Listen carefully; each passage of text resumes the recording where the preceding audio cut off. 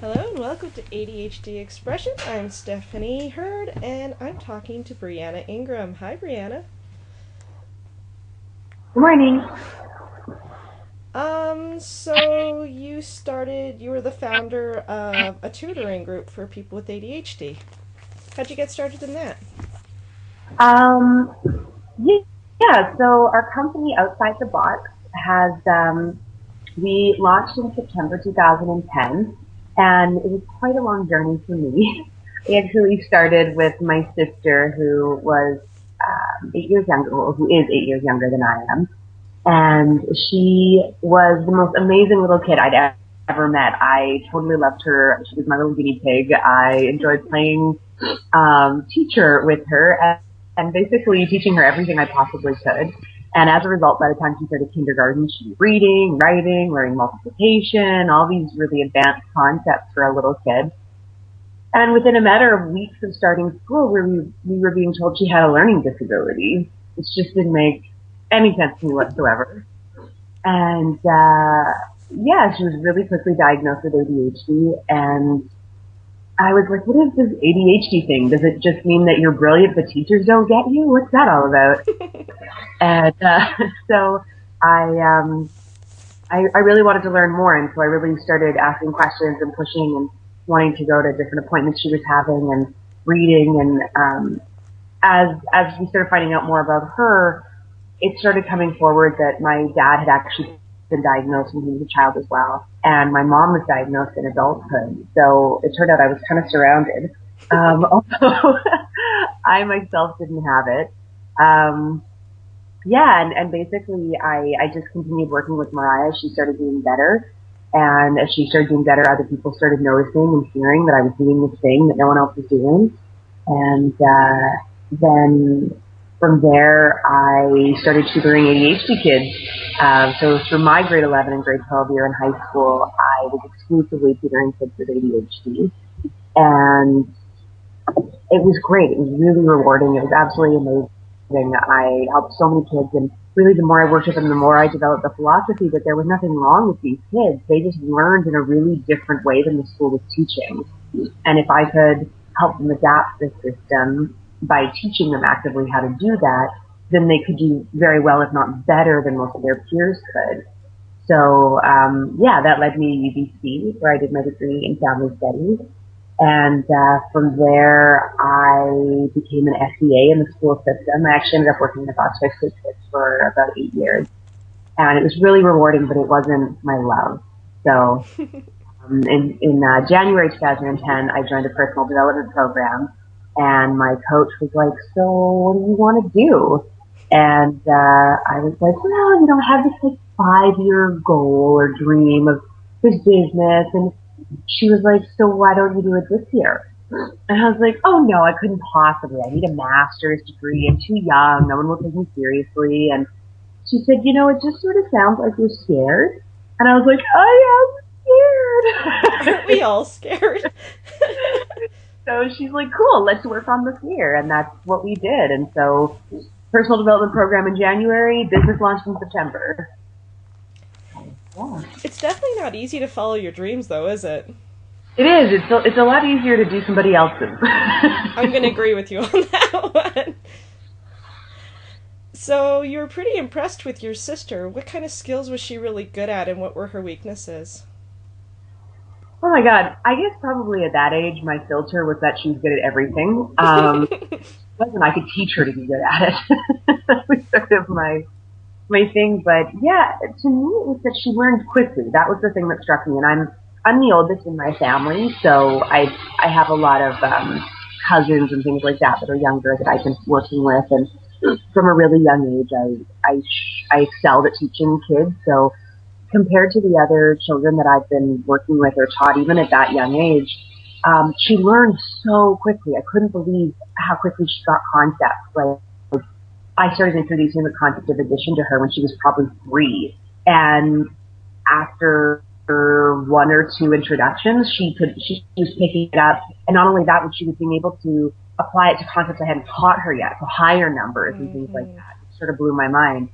Um, in terms of reading, it was like her willingness to just try and put herself out there, and if I could make it interesting enough, she could play with me for hours doing this stuff. And that was the other thing, was even with my, my cousins and things, I could only really engage them for 5 or so minutes, but it sort of blew my mind that if it was fun, if we were jumping on the trampoline working on addition, play with me for just hours at a time, and so teach her so much more in one go.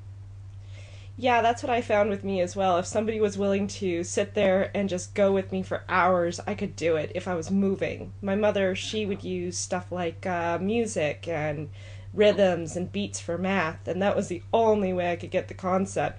But the minute I went into the classroom to go take the test,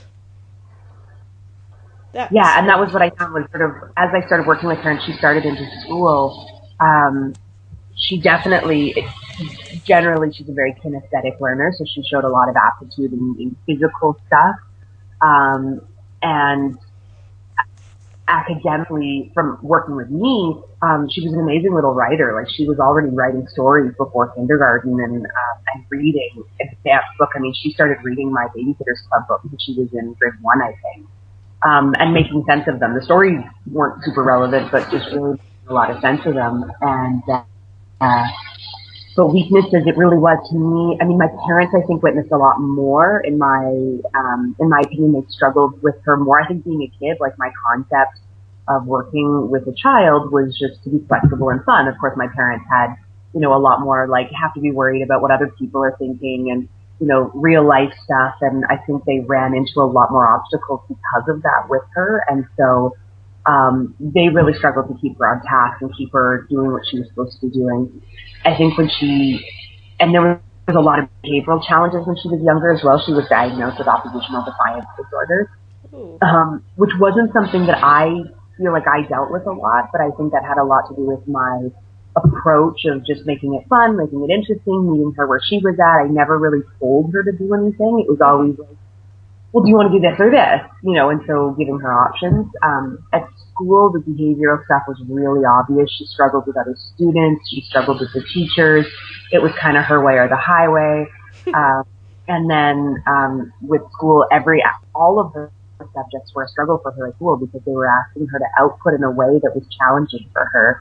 I had experienced that, and she would just, in math, she would make the typical careless errors when she was writing things down. Not line the columns up correctly and so get the wrong answer, or, skip a step and therefore get the wrong answer. Whereas when I worked with her, we just did everything aloud, or we did it on the computer, and that was easy for her. She had no problem with that.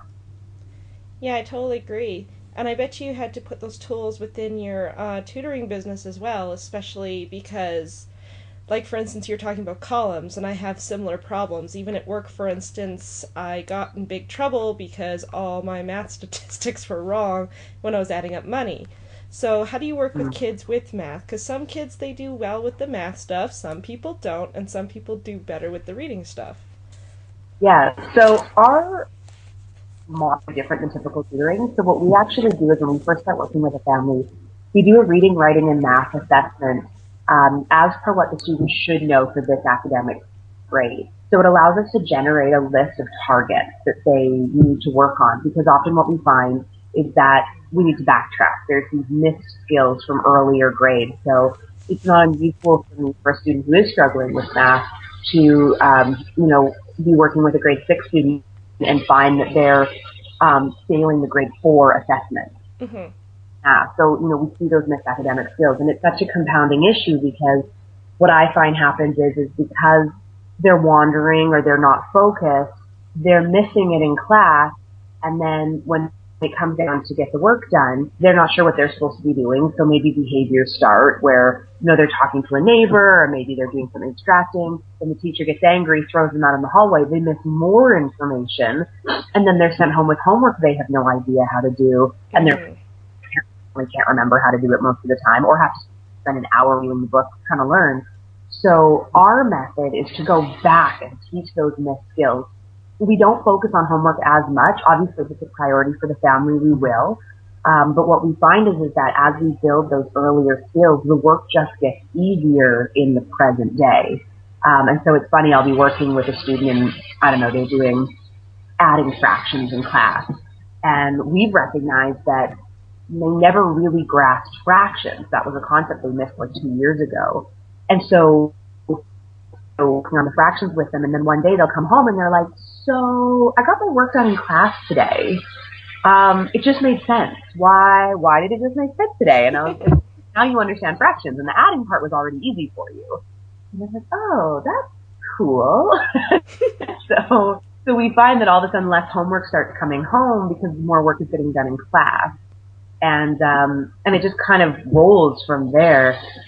So our approach when we do teach math, so when we are working with students who the concepts are challenging or they've missed things, we work with their designated learning types. So we actually assess students for their learning type and personality type, and we really work with that. So if we have a kid, an aesthetic learner, like my sister, for example, we're going to teach math jumping on trampoline.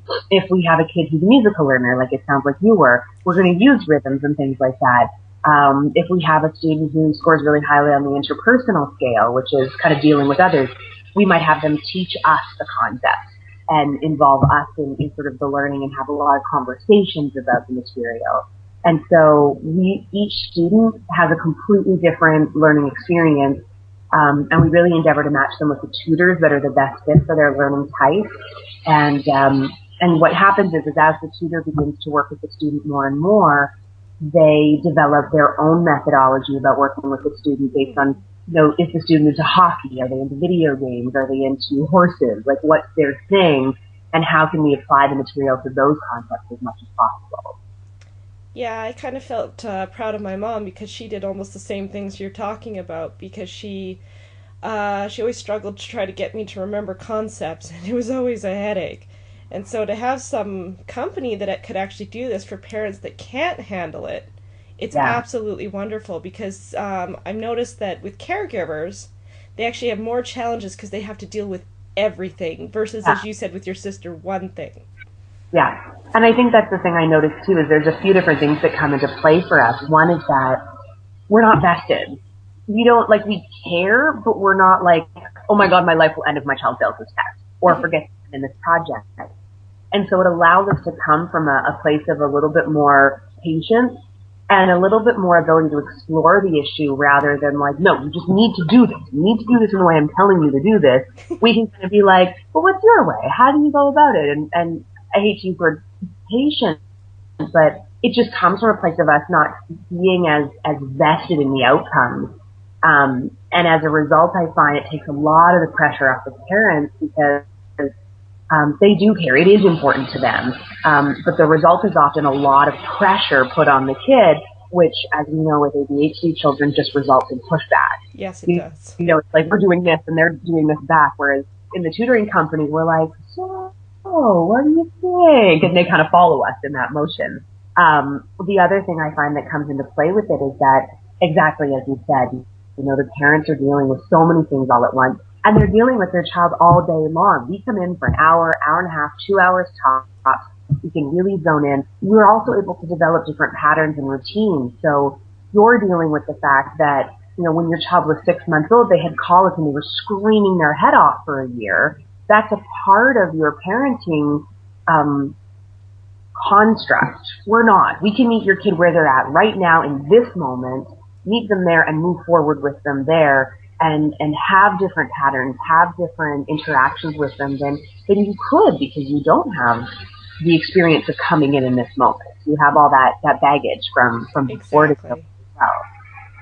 That's the biggest problem, because a lot of the emotional stuff actually prevents parents from doing what they exactly want to do. I mean, doing math with my father versus math with my mother, I wanted to kill my father because he was not patient. He would not be able to sit down. He was not able to do the concepts. And you're absolutely right. I would push back like crazy. I hated it. And then I hated math. And even to this day, my husband laughs at me because I don't like math. I don't want to do it. And he said, it's another language. And I go, yes, but it's a language I don't like speaking. Right. So you also work with some older kids as well, or just the younger ones? We work with K through 12. Currently, our company is predominantly elementary schools, and that just has to do with that was initially the niche we started with, because when I started the company, I did all the tutoring myself, and that's my market. I work best with kids sort of primary age, sort of grade 5 and under is my sweet spot in terms of what I work with best. And so that's where we started. So that's kind of where the bulk of our clients are. But as we move forward, this was the first year actually in September 2012. We opened it up to high schools for the first time, and we started having some trickle in from the high schools. Still a lot of grade 9 students, but it's great, and it's moving along. And what I'm actually working on is my old high school called me up and asked me to come in and do a presentation for their the site class for the grade 11s and grade 12.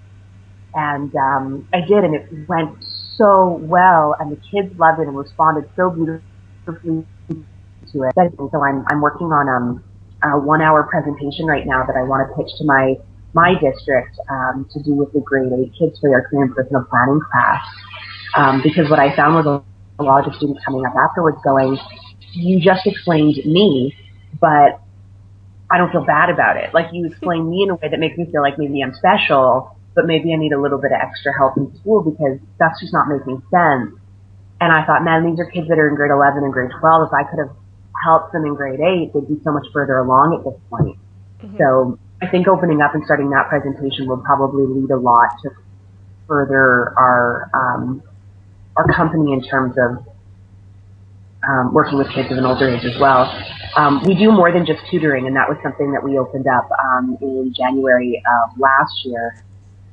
We started doing workshops as well, and for educators, for students, for parents.